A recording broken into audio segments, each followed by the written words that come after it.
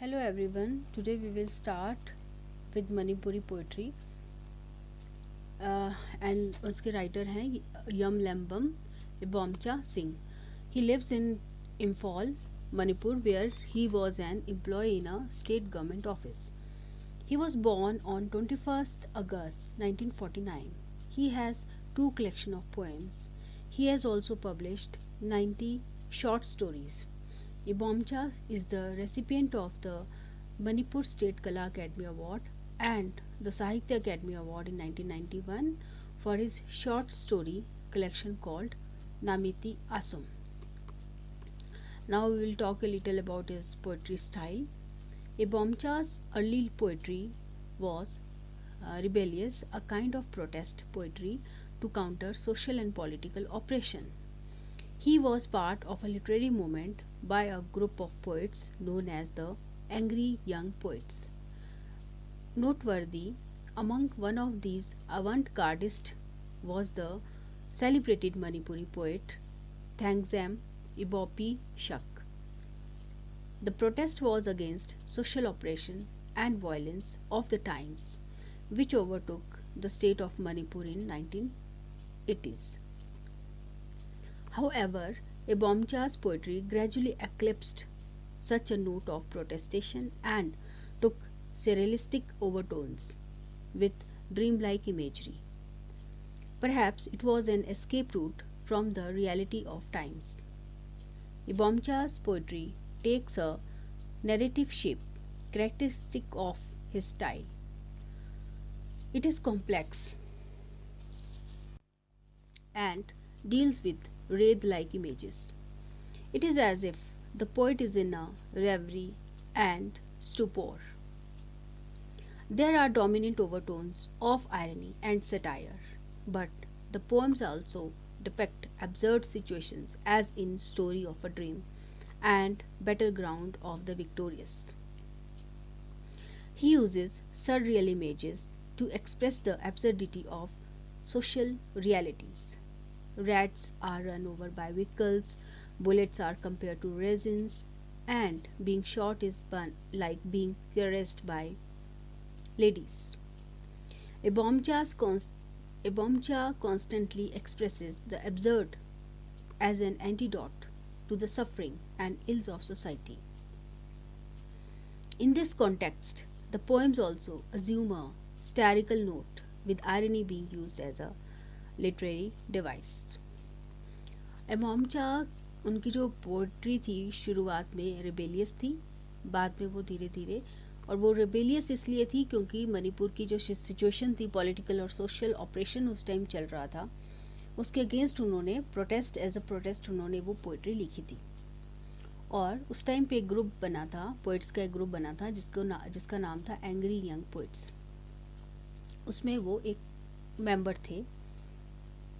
और ये जो अवन-गार्डिस्ट, ये जो इन्वेंशन जिन्होंने नई शुरुआत की थी, नई पोइट्री की शुरुआत की थी, उसके जो मेन पोइट थे वो थे थैंगजेम इबोपी शक. ये जो प्रोटेस्ट था ये सोशल ऑपरेशन के अगेंस्ट था और वायलेंस के अगेंस्ट था, जो कि 1980s में मणिपुर में थी. उनकी जो पोइट्री थी वो धीरे धीरे मतलब कम होती गई, उस तरह की प्रोटेस्ट वाली पोइट्री कम होती गई और उसने एक सररियलिस्टिक ओवरटोन, सररियलिस्टिक इमेज ले ली. सररियलिज्म का मतलब होता है कि 20th सेंचुरी में एक मोमेंट है ये जिस आर्ट और लिटरेचर में जिसमें कि अनरिलेटेड इमेजेस और इवेंट्स को इकट्ठा एक जगह कर दिया जाता है बहुत ही स्ट्रेंज और इम्पॉसिबल वे में. मतलब दो ऐसी चीज़ें जो कि इकट्ठी नहीं हो सकती लेकिन उनको फिर भी इकट्ठा दिखाया गया है. जैसे कि सपने में कई बार कुछ ऐसी चीज़ें दिखती हैं ना हमें जो कि इकट्ठी पॉसिबल नहीं होती है लेकिन ड्रीम में दिखती हैं. और इसलिए किया गया ताकि एक्सप्रेस कर सकें what happens deep in a person's mind. आदमी के दिमाग में क्या चीज़ें डिफरेंट हो सकती हैं. कुछ भी सोच सकता है ना आदमी. तो वैसे ही बोमचा सिंह जीके माइंड में जो भी चीज़ आती थी वो ये आगे उसको लिख देते थे।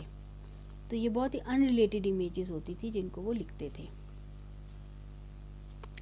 उसमें एक आयरनी और सेटायर भी है।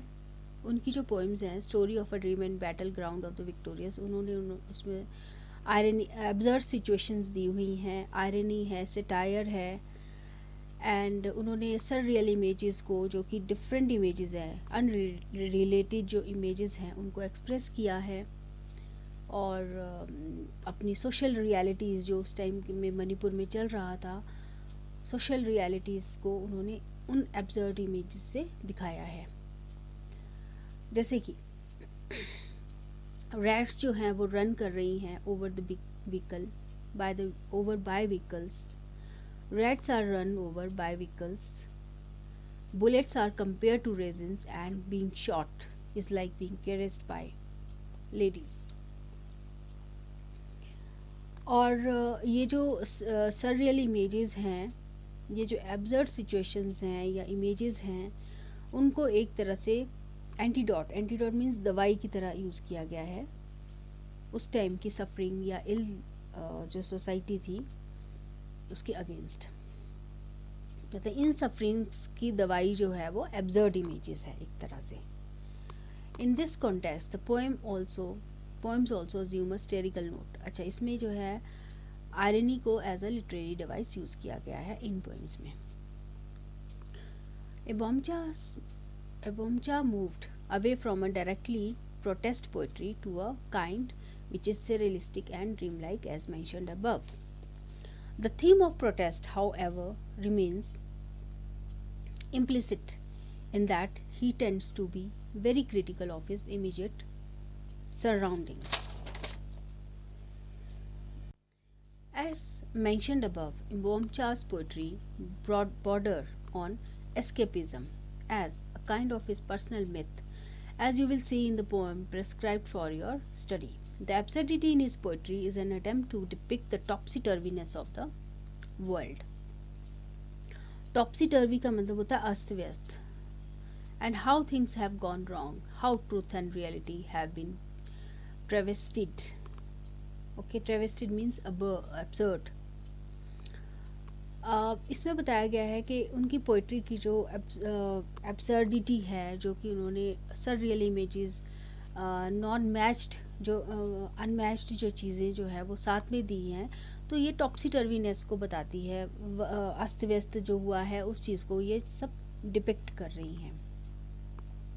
वो बता रही हैं कि चीज़ें किस तरह से रॉन्ग हैं, है ना, किस तरह से सच्चाई और जो रियलिटी है वो एब्सर्ड है इसमें इनकी poems.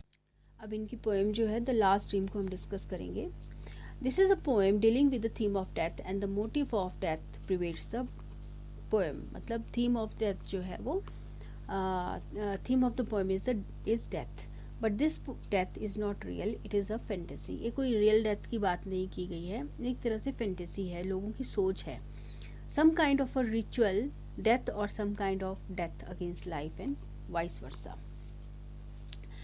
Okay, the villagers who could swear that they carried the old woman in a hearse are now told that she is visible to some people across the banks. अब वो बोलते हैं कि एक विलेजर्स बोलते हैं कि हमने जिस लेडी को कॉफिन, हर्स मीन्स कॉफिन में डाला था, मतलब उसको जला दिया था, वो बोल रहे हैं कि वो लेडी हमें फिर से बैंक के उस पार मीन्स नदी के किनारे उस पार दिख रही है। तो वो बोलते हैं, उनका रिएक्शन है that can't be, she had died many years ago, she can not live any longer. The poem attempts to build a mythic compulsion that of the ghost of the women who died long ago. अब एक mythic, एक धारणा लोगों ने मतलब poem में एक धारणा बनाई गई है कि घोस्ट, जो वुमेन का जो घोस्ट है जो कि बहुत पहले मर चुकी है, वो दिखाई दे रहा है। It is woven round the beliefs, custom and traditions of a community, all of which form an anthropomorphic vision of the existence of a village goddess. अब क्या है कि ये इनको एक इमेज दिख रही है ना, ह्यूमन लाइक इमेज दिख रही है उनको। और एंशियंट गॉडेस, जो कि ancient goddess of the village पहले थी, वो उनको बार बार दिख रही है। Who has been treated as an ordinary human being unwanted hence to be dispose of. उनको लगा कि ये तो अनवांटेड है, इसलिए इसको डिस्पोज ऑफ कर दिया जाए। बहुत पहले मीन्स उन्होंने ये सोचा था, फिर भी उनको दोबारा से वो दिख रही है। How careless the villagers are as they can catch the woman from across the river to be cremated alive. The vaguely stained old woman carrying her on a bier through the narrow village paths. देखो poet बोल रहे हैं कि कैसे लोग हैं ये villagers, कैसे लोग हैं। जब उनको वो लेडी दिखती है, बूढ़ी औरत दिखती है, तो वो उसको लेकर आते हैं, रिवर के पार से लेकर आते हैं और उसको ज़िंदा जला देते हैं। और बेयर होता है ग्रेव, है ना, उसको एक ग्रेव पे, एक उस पे रखते हैं और कैसे लेकर आते हैं, through the narrow village path. छोटे छोटे रास्ते होते, पगडंडियाँ होती हैं ना गांव में, वहाँ से लेकर आते हैं। But the 100 tongues of all consuming flames to which the women is consigned can not harm her. But जितनी भी फ्लेम है, जितनी भी मीन्स बोलते हैं ना 100 tongues of all consuming flame, flame जो है वो कंज्यूम कर लेती है ना, हर चीज़ को मार देती है, कंज्यूम कर लेती है। तो 100 टंग्स मीन्स बहुत ज़्यादा है वो आग, बट उसको वो हार्म नहीं कर पा रही है। बर्न हर, उसको बर्न नहीं कर पा रही है, but rather in her anger she comes out after fling all her parts one after another as if in a process of recreation. तो वो कह रही हैं कि आग जो है ना, 100 tongues of all consuming flame, उसको हार्म नहीं कर पा रहे हैं, उसको जला नहीं पा रहे हैं, बल्कि वो जो ओल्ड लेडी है अपने एंगर में जब उसको आग लगाते हैं तो वो इतनी गुस्सा हो जाती है कि वो अपने हर पार्ट, जैसे कि अपने हाथ, अपनी बाजू, अपनी टांगे, है ना, एक के बाद एक बाहर की तरफ गिराना शुरू कर देती है, जैसे कि उसका रिक्रिएशन हो रहा हो, फिर से वो बन रही हो। It reminds us the theme of Eliot's The Wasteland that tells in a subtle and symbolic way how the modern world turned into a wasteland consequent upon man's corruption and lack of faith. तो वो इस theme की याद दिलाते हैं। जो T.S. Elliott है ना, उन्होंने वेस्टलैंड लिखी थी, और वेस्टलैंड में जो थीम था वो यही था कि मॉडर्न वर्ल्ड किस तरह से बर्बाद कर रहा है चीज़ों को, आदमी की करप्शन, आदमी का लैक ऑफ फेथ किस तरह से चीज़ों को बर्बाद कर रहा है। वेस्ट लैंड बन गया मॉडर्न वर्ल्ड। तो ये इस चीज़ को सिंबलाइज कर रहा है कि लोगों को, जब वो लोग आधुनिक मॉडर्न वर्ल्ड में आ गए हैं ना, तो वो गॉडेस को नहीं मान रहे हैं। उनको लग रहा है ये गॉडेस नहीं है, ये तो घोस्ट है, और वो बार बार दिख रही है, तो उनको लग रहा है कि हम उसको जला देंगे। लेकिन जब वो उसको जलाने लगते हैं तो वो इतनी पावरफुल है कि वो अपनी टांगे, अपने हाथ बाहर की तरफ निकालना शुरू कर देती है, फेंकना, रिक्रिएट हो रही है वो। The nightmarish condition of the village when the ancient goddess of the village has been burnt is conflated with the wasteland condition of the village as shown in the opening of the poem. Okay, conflated होता है mix करना। तो इसमें बताया गया है कि जो नाइटमेरिश कंडीशन विलेज की, जो नाइटमेरिश होता है, जो कि भयानक कंडीशन है विलेज की, जब ancient goddess of the village है उसको जब जला दिया जाता है और वो मिक्स हो जाती है वेस्ट लैंड के साथ, है ना, वेस्ट लैंड ही मानेंगे ना उसको, विलेज को, क्योंकि वो बर्बाद हो चुकी है वो जगह। तो वो किस तरह से पोएट ने बताई है ये चीज़ कि जो भयानक स्थिति है गांव की, वो किस तरह से बताई गई है। पोएट ने लिखा है, lifeless fields stretch scorched and dry like death in silence. इस तरह से उन्होंने बताया है। The same image of being waste recurs in the 6th stanza. Same image बताई गई है फिर से। The village was laid waste by her haunting ghost she had sent. The poet laments the sacrilegious deeds of the villager. तो poet को लेमेंट means वो रोता है, मतलब जैसे बोलते हैं ना दुख की बात सुनाना, तो sacrilegious deeds होता है sinful deeds of the villagers के बारे में। वो बता रहे हैं कि किस तरह से गांव वालों ने एक लेडी को जलाया। It is consecration. Consecration means devotion and no desecration. ये desecration होता है sinful. That would save both the village and villagers, without which they will be constantly haunted and terrorized by the spirit of the mythical old woman. It is consecration का मतलब it is the devotion and respect, जो कि ये respect है और devotion है जो कि विलेजर्स को या विलेज को बचाएगा, without which they will be constantly haunted and terrorised by the spirit of the mythical old women. In lines में बोला गया है कि ये डिवोशन ही है जो कि लोगों को बचाएगा। ये सिंफुल थॉट जो है, सिंफुल जो काम उन्होंने किया है, ये उनको नहीं बचाएगा। किस चीज़ से? हॉन्टेड एंड टेरराइज स्पिरिट, जो कि ओल्ड वुमेन की हॉन्टेड और टेरराइज्ड स्पिरिट है, उससे डिवोशन ही उनको बचा सकता है, ना कि उनके sinful thoughts. The last stanza reveals the unredeemed fate of the villagers who violate what is inviolable and sacred. Last stanza जो है रिवील करता है विलेजर्स का कर्स्ड, जो उनका स्पिरिट कर्स्ड जो फेट है, जो कि उनको श्राप मिला है ना अब उस ओल्ड लेडी से, है ना। तो ये जो लास्ट स्टेंजा है वो बताता है श्राप के बारे में।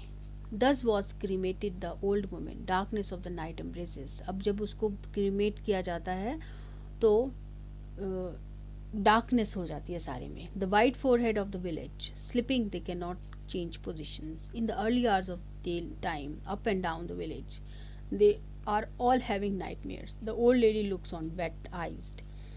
उसको क्रीमेट करने के बाद जो है ना, उनको नींद नहीं आती है और वो पूरी रात जगते रहते हैं, और ओल्ड लेडी जो है अपने गीली आंखों से उनको देखती रहती है। Through the painful depiction of the contemporary human condition, the poet writes about the inseparable ties of the past with the present, for which he tries to relive the past, mythical past, as extremely meaningful to restore the old values of life and existence. वो बोलते हैं कि जिस तरह से modern life हो गई है, लोग पुरानी चीज़ों को नहीं मानते हैं, तो ये बहुत ही गलत बात है। Values of life and existence, old values of life और एग्जिस्टेंस को मानना बहुत ही ज़रूरी है। That becomes his last dream, in which he sees the peace and harmony of his community represented by the village. Okay, the poem is rich in, अच्छा, इसमें जो है लास्ट ड्रीम, जो टाइटल की बात की गई है, लास्ट ड्रीम की बात की गई है, जिसमें कि वो देखता है कि जो कम्युनिटी है, जो विलेजर्स हैं, उनमें एक पीस है और हारमनी है। वो एक ऐसा सपना देखता है, उसका लास्ट ड्रीम ये है। The poet is rich in imagery, and imagery बहुत यूज़ हुई है। जब हम इस पोएम को पढ़ेंगे तो हमें ऐसा लगेगा कि हमारी आंखों के सामने सब कुछ हो रहा है। And the presence of a world behind the visible is strongly suggested in a dreamlike world of myth and fantasy. एक संसार है behind the, जो कि दिख रहा है, उसके पीछे एक संसार है, और उसमें myth and fantasy जो है, बहुत सारी चीज़ें हैं जो कि मिथ मानी जाती हैं लेकिन वो सच्ची हैं। Flashback technique is adroitly exploited as a link between the past and present among almost as a continuum. Flashback technique को यूज़ किया गया है कि पहले ऐसा था। एड्रॉइटली का मतलब होता है ग्रेसफुली, उसको बहुत ही ग्रेसफुली यूज़ किया गया। एक्सप्लॉइटेड मीन्स यूज़ किया गया है फ्लैशबैक टेक्निक को, और पास्ट और प्रेजेंट का के बारे में बताया गया है। Okay, okay, thank you so much, it is finish now.